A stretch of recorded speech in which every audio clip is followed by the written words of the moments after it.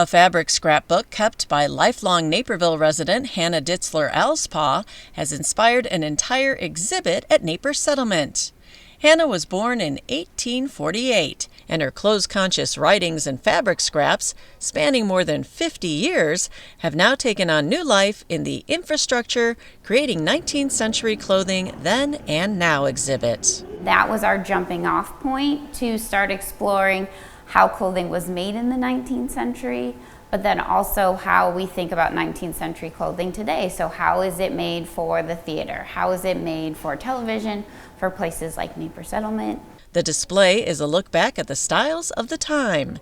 It came together thanks to the use of dozens of garments and accessories from the Naperville Heritage Society and Winnetka Historical Society. One of the major takeaways we want people to have is that these were people's clothes.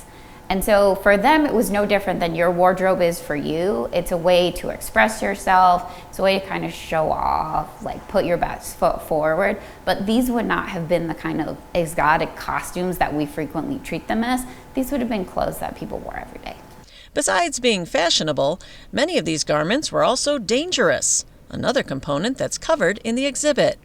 For example, the use of green in clothing could actually be deadly. Green was a very difficult color to manufacture, especially to get it to stay green.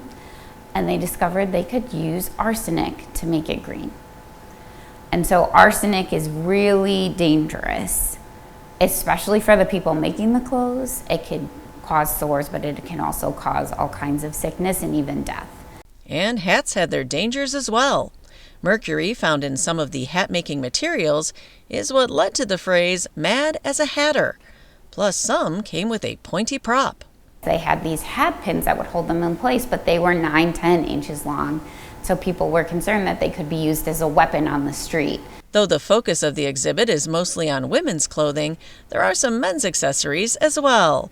The many stories and styles of 19th century fashion will be on display at Naper Settlement through November.